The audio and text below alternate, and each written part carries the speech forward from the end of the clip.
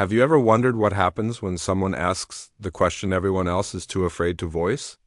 That day in Washington, D.C., the air inside the packed hall felt heavier than the marble columns that framed it. Reporters whispered, cameras clicked like nervous fingertips, and the audience buzzed with restless anticipation. At the podium stood Donald Trump, confident, familiar, prepared for anything. Or so everyone thought. Near the center of the room, a young reporter named Lisa Turner steadied her microphone. She had rehearsed her question for weeks, shaping it to be bold, impossible to dodge, sharp enough to cut through the usual political varnish. When she finally spoke, her voice carried a quiet courage. Mr. Trump, in a world where promises fall short, why should people believe anything you say? Isn't this just another speech? Silence punched the room flat. Even the cameras seemed to freeze mid-glare. It wasn't a hostile question, just painfully honest. For a moment, Trump simply watched her, his expression unreadable. Then a faint, thoughtful smile appeared. That's a fair question, he said slowly, letting the words settle. People ask me this every day. I don't have all the answers. But I have my word and I do my best to keep it. Sometimes I fail. Sometimes I don't, but I never stop trying. The crowd murmured. Skepticism flickered across a few faces, curiosity across others. Lisa wasn't convinced. She'd seen politicians dance around worse questions. Yet something in his tone, a softness, maybe made the room lean in. Trump continued, I grew up watching people get overlooked. I promised myself that if I ever had a platform, I'd try to help even in small ways. The quiet actions mattered just as much as the big ones. Someone behind the cameras whispered, he's humanizing himself. Lisa tightened her grip on her notebook. She'd prepared a follow-up one designed to corner him. But now, hearing the sincerity in his voice, she felt a flicker of hesitation. Can you give us an example? She asked. A moment where your actions matched your promises. Again, silence. Trump's gaze drifted past the crowd, as if combing through years of memory. There's a story I don't often share, he said, his voice lower now. He described visiting a struggling rural town, meeting a farmer on the brink of losing everything. Trump had intervened quietly, without cameras or headlines, just a promise kept in private. The room seemed to exhale all at once. It wasn't politics. It wasn't strategy. It was simply human. People noticed the big gestures. Trump continued. But trust is built in the quiet ones. Lisa felt the energy shift. Reporters leaned forward. A few members of the audience exchanged surprised glances. The narrative she had expected, tension, confrontation, political spectacle, was turning into something entirely different. How do you deal with critics who say your words are empty? She asked. By listening, he answered. By learning. And by trying again, when I fall short? The room stilled again. But now the silence felt reflective, not hostile. Then Trump inhaled deeply, as if preparing for something long buried. Years ago, he said, before I had influence, before anyone knew my name, I made mistakes. Some hurt people. I've spent much of my life trying to make amends quietly. He paused, letting the weight of that honesty settle. Humility doesn't come from speeches. It comes from reflection. An older woman whispered, I never thought I'd hear him like this. Trump met Lisa's eyes. For the first time, she felt less like a reporter and more like a witness. Do you believe people can change? She asked. I do, he replied. Change is slow and painful. But if you recognize your failures and act differently, even small efforts matter. A young man called out, Even you? Trump smiled. Especially me. He leaned forward, his voice softening. There's another moment I want to share. He told the story of a hospital visit years prior of a sick child, a struggling family, and the quiet support he gave them without publicity or reward. Lisa's pen halted mid-stroke. A hush spread through the room. Some eyes glistened. The confession felt vulnerable, unguarded. And that, Trump said, is why I believe actions matter more than promises. The room was utterly still. Finally, Lisa gathered her courage for the last question.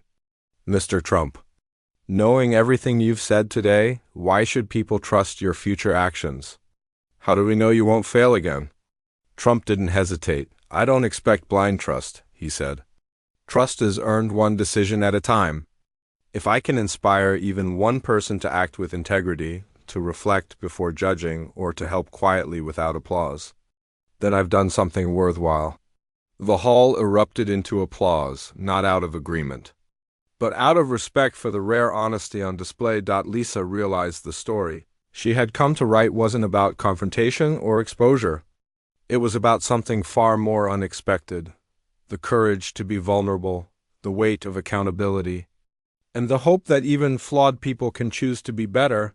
Have you ever wondered what happens when someone finally dares to ask the question everyone else avoids? On that day in Washington, D.C., the atmosphere inside the crowded hall felt heavier than the marble pillars surrounding it. Reporters traded hushed whispers, cameras clicked like jittery fingertips, and an electric anticipation rippled through the audience. At the podium stood Donald Trump, assured, familiar, seemingly ready for anything.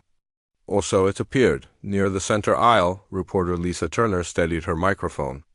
She had practiced her question for weeks, shaping it to be sharp enough to cut through well-worn talking points, steady enough to stand on its own.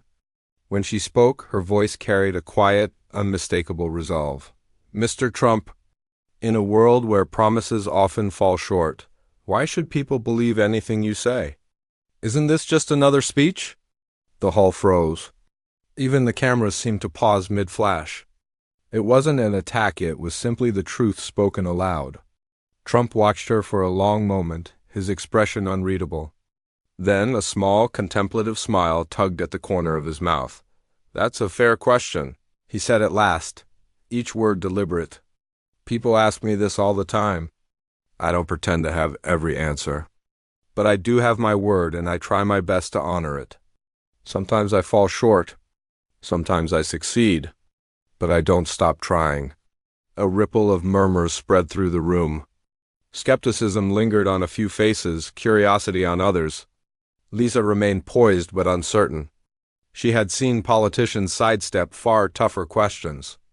Yet something in his tone, calmer, more open, shifted the room. "I grew up watching people get overlooked," Trump continued. "I promised myself that if I ever had a platform, I'd try to help where I could, even in quiet ways.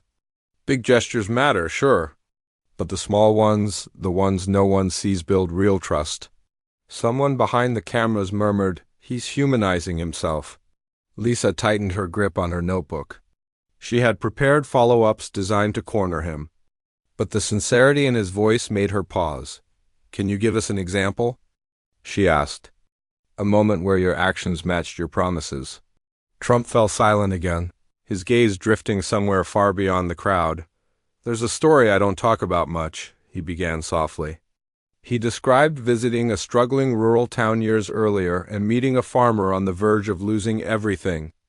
Trump had helped quietly, no press, no cameras, just a commitment honored in private. The room seemed to exhale. It wasn't about politics. It wasn't strategy. It simply felt real. "People notice the big gestures," he said, "but trust is often built in the small ones." The energy shifted further. Reporters leaned in. A few audience members exchanged thoughtful glances. This was not the narrative Lisa had expected. The tension of confrontation had dissolved into something more reflective. "How do you respond to critics who say your words are empty?" she asked. "By listening," he replied. "By learning. And by trying again even when I fall short." Silence returned, this time calm. "Not charged." Then Trump inhaled slowly, as if preparing to reveal something long tucked away. "Years ago," he said, "before I had influence, before anyone knew my name, I made mistakes. Some of them hurt people. I've spent much of my life trying to make things right quietly." He let the words settle. Humility doesn't come from speeches. It comes from reflection. An older woman whispered, "I never thought I'd hear him speak like this." Lisa felt something shift inside her. For the first time, she felt less like she was interviewing a public figure and more like she was witnessing a human moment. "Do you believe people can really change?" she asked. "I do," he said. "Change is slow and uncomfortable. But if we acknowledge our failures and act differently, even in small ways, it matters." A young man called from the audience. Even you? Trump gave a faint smile. Especially me. He leaned closer to the microphone. There's another moment I can share. He described visiting a young boy in the hospital, a child fighting a rare illness whose family was quietly struggling. Trump had helped them without publicity or fanfare. Lisa's pen hovered mid-air. The room grew still, the vulnerability of the story landing with unexpected force. And that, he said, is why I believe actions speak louder than promises. No one moved. The hall felt suspended in time. Finally, Lisa gathered herself for the question she had saved for last. Mr. Trump, after everything you've shared, why should people trust your future actions? How can they know you won't fail again? Trump didn't flinch. I don't expect blind trust, he said. Trust is earned one choice at a time. If I can inspire even one person to act with integrity, to think before they judge, or to help quietly without seeking credit,